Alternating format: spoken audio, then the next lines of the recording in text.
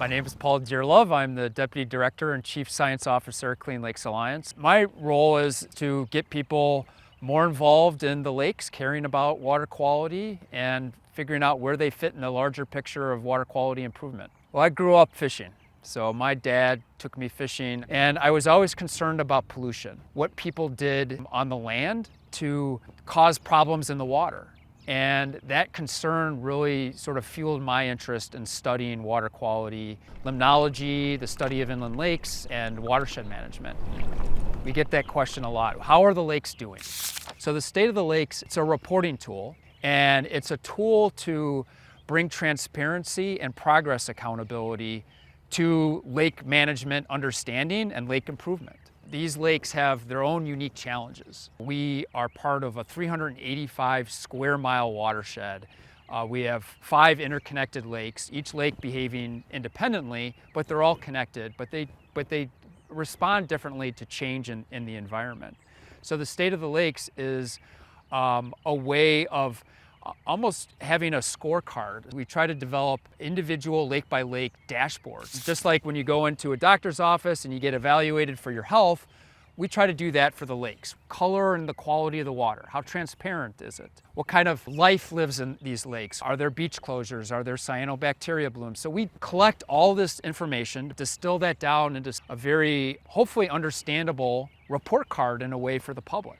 So 2024 was almost a kind of a return to normal wet conditions. Prior to 2024, we had 3 back-to-back years of dry conditions. You think of a drought as we're getting less runoff into the lakes. So having 3 back-to-back drought years told us a lot about how these lakes can respond when that spigot of phosphorus is turned off. And we saw dramatic decreases in phosphorus levels that were sustained. We don't have control maybe of the amount of rainfall that's falling across the watershed and that's moving phosphorus into the water, but we do have control on what we do on the land.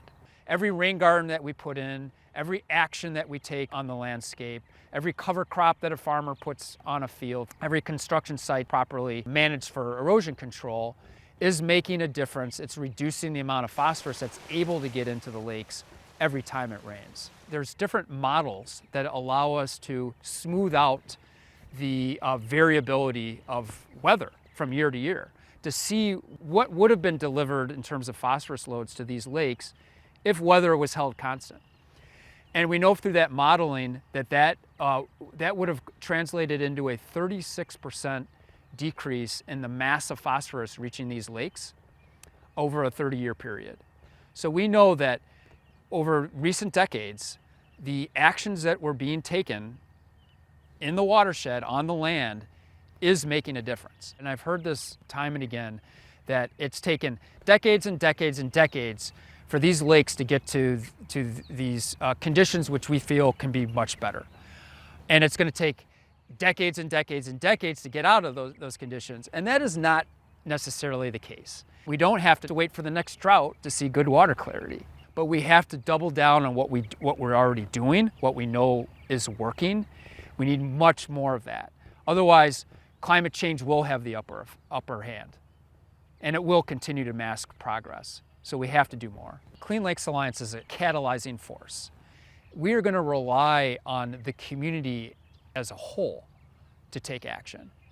And that's not just big government projects, that's individual action. Because these lakes are special, I want them to be around here for a long time. And the only way they're going to be around for a long time in good condition is if we're aware of these things and if we get involved. I want it to be a daily process for people to be thinking about that. All these practices that we recommend through our Renew the Blue community guide points people in the right direction on what those actions should be. We can get to a point where we have consistently better clarity in these waters as a result of implementing the recommendations that are found in the Renew the Blue Community Action Plan. Instead of, say, a summer day where you can't see your fingers 3 inches below the water surface, we should get to a point where we can see something, an object down maybe 10, 15 feet below the water surface. That's where we want to get to, that's where we can get to.